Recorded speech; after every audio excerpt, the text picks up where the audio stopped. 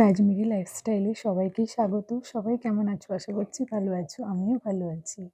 তো কৃষ্ণনগরে কেমন কালী পুজো হয় সেটাই তোমাদের সাথে শেয়ার করব। কালী পুজোর দিন কম বেশি সবার বাড়িতেই বাতি দেওয়া হয়। তো আমার বাড়িতেও ফার্স্ট আমার হাজব্যান্ড দিচ্ছে, উনি বড় ছেলে হিসেবে, তারপরে আমার দেওর, তারপরে আমার মেয়ে, এরপরে আমি আর আমার শাশুড়িটার ছবি তোলা হয়নি। তারপরে আমার মেয়ে একটু বাজি পোড়াচ্ছে। ও বলি প্রথমে যে প্রদীপগুলো দেখলে মাটির প্রদীপ ডিজাইন করা, ওইগুলো আমি বানিয়েছি, কেমন হয়েছে অবশ্যই জানিও। কালার কম্বিনেশন ডিজাইন সবই আমার ইচ্ছে মতো। আর আমাদের মধ্যে চালের গুঁড়োর প্রদীপ দেয়, মানে 14 বাতি। তারপরে আমরা একটু ছবি তুলে নিলাম, শাশুড়ি, আমি, মেয়ে, সাথে বাবা মেয়ে একটু ছবি তুলে নিল। তারপরে আমার সোনা একটু সুন্দর সুন্দর পোজ দিয়ে ছবি তুলে নিল, কয়েকটা বাবা ছবি তুলে দিল।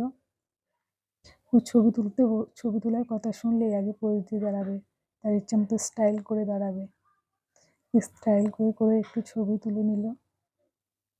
ছবি তোলার পরে শাশুড়ি মা দেওয়া যাচ্ছে ঠাকুর দেখতে, তো সোনার সাথে একটু ছবি তুলে নিল, কাকাই ঠাকুমার সাথে একটু ছবি তুলে নিল। এটা আমাদের ফ্যামিলি। আমাদের ফ্যামিলিতে আমার শ্বশুরবাড়ি সবাই আছে। আমাদের ফ্যামিলিটা কেমন অবশ্যই জানিও। তারপরে আমরাও রেডি হয়ে বেরিয়ে পড়লাম। আমরা গিয়েছিলাম, আমি, মেয়ে, হাজবেন্ড, দেওর, বর, বরের দুটো বন্ধু আর দুটো বন্ধুর বউ।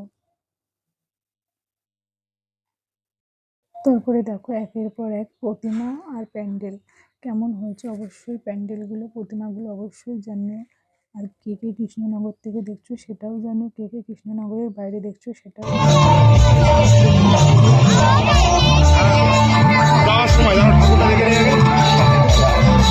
প্যান্ডেলগুলো খুব সুন্দর হয়।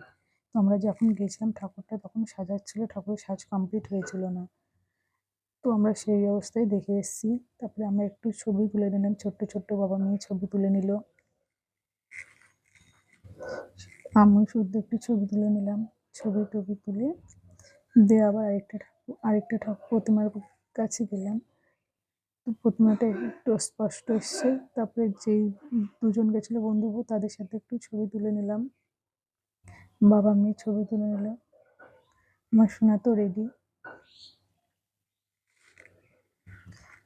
একের পর এক ঠাকুর দেখা হচ্ছে, সাথে আমাদের ফোন শুটিং, সাথে সাথে ছবি, ছোট্ট ছোট্ট ক্লিপ ছবি তোলা। কেমন লাগলো আমাদের কৃষ্ণনগরের কালী পুজো দেখো আর জানিও কিন্তু। আর যারা এবছর আসুনি তারা কিন্তু সামনের বছর অবশ্যই এসো কৃষ্ণনগরে কালী ঠাকুর দেখতে।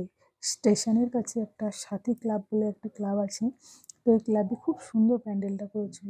প্যান্ডেলটাও সুন্দর, ঠাকুরটাও খুব সুন্দর। এটা হলো পাঁচমাথার মোড়, এখানে আছে 9 রকমের কালী। প্যান্ডেলটা গোল করে ঘোরানো, দিয়ে কোলের মাঝখান দিয়ে 9 রকমের কালী আছে। তো আমরা দাঁড়িয়ে যেহেতু তুলিনি, তাই গাড়ি থেকে এইভাবে ছবিটা তোলা হয়েছে। তার জন্য পুরো ঠাকুরগুলো সব আসেনি। তারপর একের পর এইটা হলো স্টেশনের কাছে সাথী ক্লাবের প্যান্ডেলটা, দেখো কতটা সুন্দর। এটা হলো আমার বাপের বাড়ির পাড়ার ঠাকুর। সাথে বাবা মেয়ে একটু ছবি তুলে নিল। এই ঠাকুরটা দেখো, সামনে থেকে দেখলে পুরো ভয় পেয়ে যাবে ঠাকুরটা।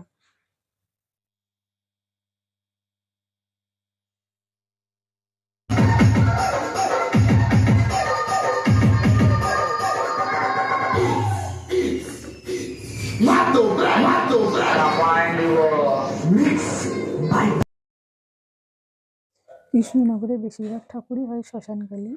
তো ঠাকুরগুলো দেখলে, সামনে দেখলে ভয় পেয়ে যাবা।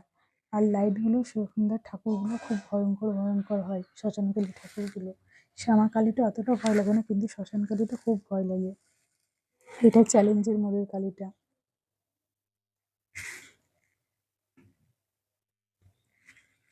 পরপর একের পর এক প্রতিমা, তো অনেক প্রতিমারই ছবি তোলা হয়নি, প্যান্ডেলের ছবি তোলা হয়নি। খুব সুন্দর সুন্দর ঠাকুরগুলো, যেমন ঠাকুরগুলো সুন্দর তেমন প্যান্ডেলগুলো সুন্দর। সাথে সাথে আমরা একটু ছবি তুলে নিলাম সবাই মিলে, আমরা যে কজন গেছিলাম।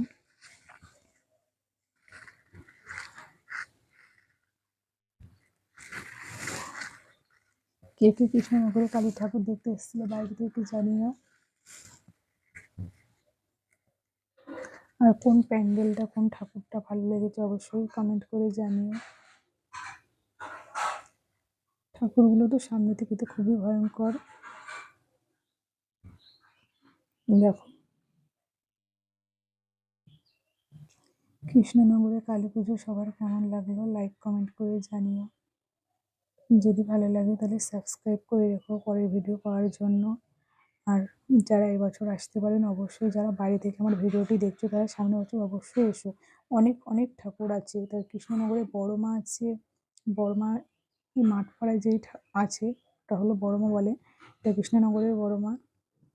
ঠাকুরগুলো একবার দেখো।